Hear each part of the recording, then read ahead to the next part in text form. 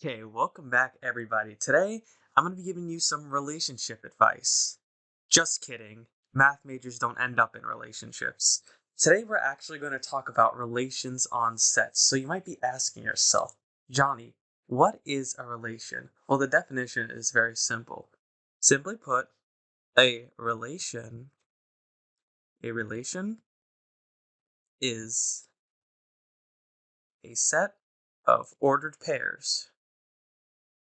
And that's it, right? It's a set of ordered pairs, right? So let's say my relation, I'll call it R, right? That seems like an appropriate letter for a relation. So R is the name of our set.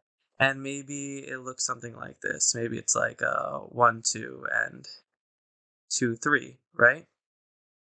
Now, relations, they show up in math all the time, right? We're going to define our own relations, right? It could be equality, it could be subsets, it could be less than or greater than, right? Maybe with the relation I've defined, maybe my relation is less than, right? Because 1 is less than 2 and 2 is less than 3.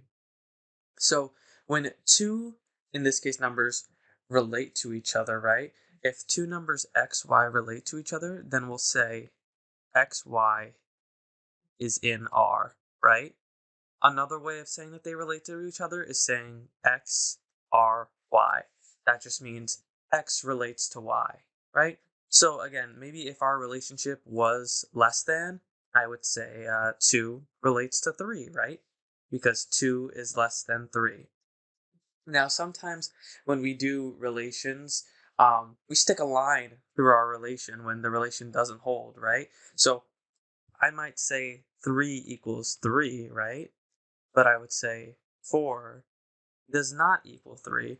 We're going to do the same thing here, right? So if I have 2 relates to 3 for less than, I might say 3 does not relate to 2 because 3 is not less than 2. So that's just some umbrella notation for you to know as we get into relations.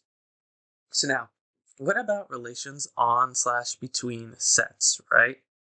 All right, we're going to give our definition first, right? Let's write it in a different color. I don't like having too much white on the paper. So let's say let R be a relation. Let R be a relation, and let A and B be sets. We say R is a relation. Let's change color for this. So we say R is a relation on A if R is a subset of A cross A. We say R is a relation from A to B. So let's say from A to B if R is a subset of A cross B. Now, what exactly does that mean, right? Let's do some examples to help illustrate this, right? Okay, so how about we say A is equal to the set, oh, I don't know. Here, let's say A is equal to 1, 3, and 5. Why not? 1, 3, 5.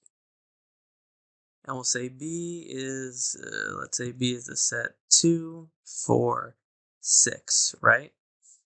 And now maybe my R is, let's say R is equal to the set 1, 1, 5, 5.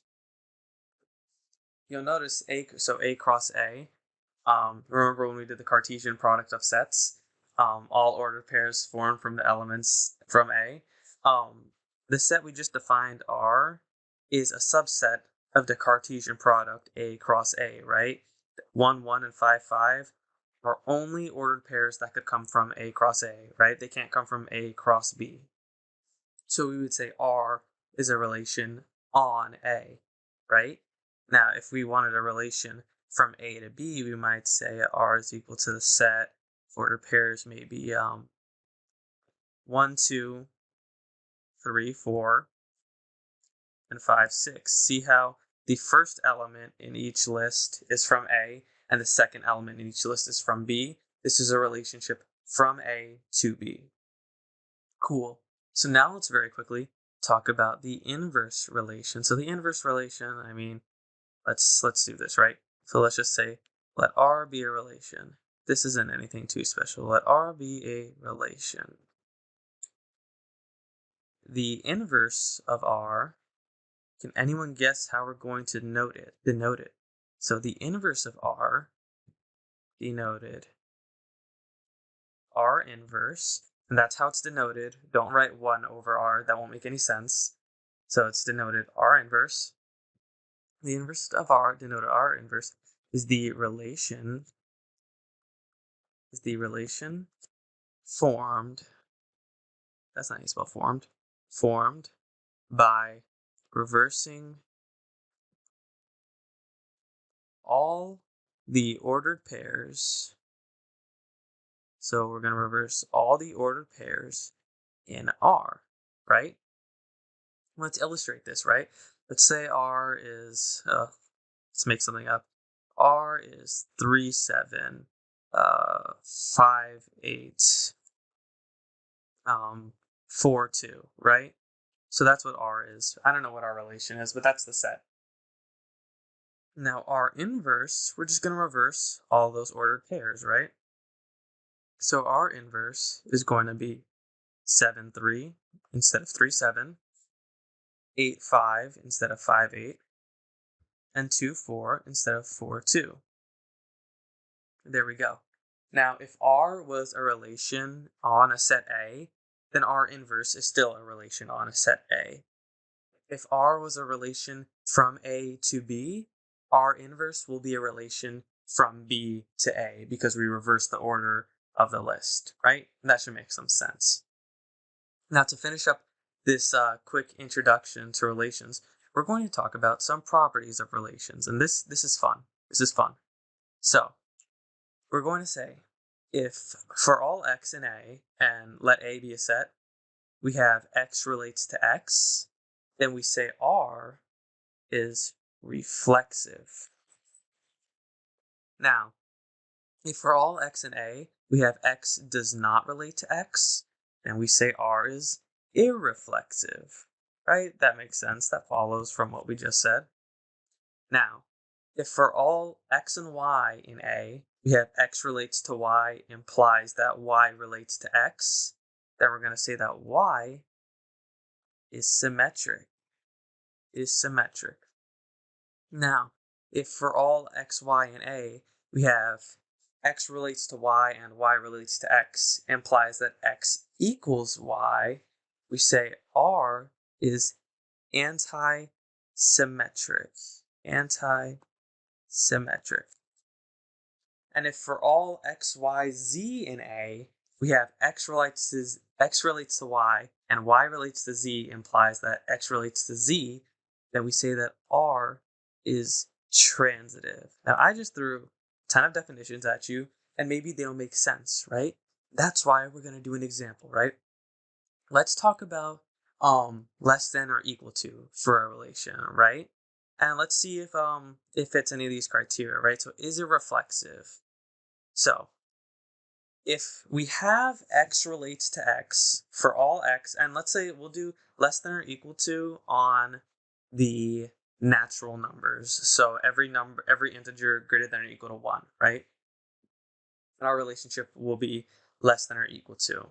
So if for all x in this set, the natural numbers, we have x relates to x, then we say x is reflexive. Now, is that true? Think about it for a second. The answer would be yes, right? If we have x relates to x, that means x is less than or equal to x, right? So that implies that x is less than or equal to x. So reflexive, right? Reflexive will work. Let's put a little check mark, right? That's going to work. Now, if for all x in the natural numbers, we have x does not relate to x, we say that R is irreflexive. Now that's not true. Why? Because I can provide a counter example, right? Let x equal 3, right? Well, 3 is less than or equal to 3, so we know that x relates to x. So our relation less than or equal to on the natural numbers is not irreflexive. Okay, let's not put a check mark there, let's put an X. So it's not irreflexive. Is it symmetric? So, and keep in mind, I'm not formally proving any of these. We could do that in another video. I'm just kind of trying to help demonstrate this. So if for all x, y in the natural numbers, we have x relates to y implies y relates to x, we say R is symmetric. Now that's not true. Let's look at a counterexample. So if 3 is less than or equal to 4, that does not imply that 4 is less than or equal to 3, right? That doesn't make any sense. So R in this case is not symmetric. Okay, so R is not symmetric. Now, let's look at anti-symmetric. If for all x, y, and a, we have x relates to y and y relates to x, this implies that x is equal to y. Now, it turns out that we are anti-symmetric with this relation on the natural numbers, right? Because if x relates to y, let's say 3 is less than or equal to, and in this case we'll say 3, and y relates to x, so 3 is less than or equal to 3, it must be the case that x is equal to y, 3 is equal to 3, right? Imagine if x and y were different in this case, right? Let's do our 3 and 4 example. We can't have 3 is less than or equal to 4 and 4 is less than or equal to 3 with the relation that we've defined on the natural numbers. It won't make sense. So for x to relate to y and y to relate to x, it must be the case that x is equal to y. So we are anti-symmetric. And now lastly, for all x, y, z in A, we have x relates to y, y relates to z, implies x relates to z, we say R is transitive. Now that is the case, right? Let's think about this, for example, right? Let's say x is equal to 3, y is equal to 5, and z is equal to 12, right? Now, if x relates to y, which it does, we know that x is less than or equal to 5, right? Or here, let's write 3. 3 is less than or equal to 5, right? And if y relates to z, and we know that it does because 5 is less than or equal to 12, this implies that 3, or x, must be less than or equal to 12, z, right? And you can do a ton of examples to check this to find that less than or equal to on the natural numbers will be a transitive relationship. Now, this might seem kind of useless to you. You might be like, okay, well, who cares? Like, who cares if my relation is reflexive, irreflexive, symmetric, anti-symmetric, or transitive? Why should that matter to me? We're going to see why it matters in the next video when we talk about equivalence relations and equivalence classes. That's a special thing that happens when a relation is reflexive, symmetric, and transitive. And again, it might seem a little useless right now. You might wonder why you need to know this, but it will continue to come up in your mathematical career, and you're going to see just how important it is. So look out for that. If you made it to the end of this video, thank you for watching. I really appreciate it, and I hope you learned something.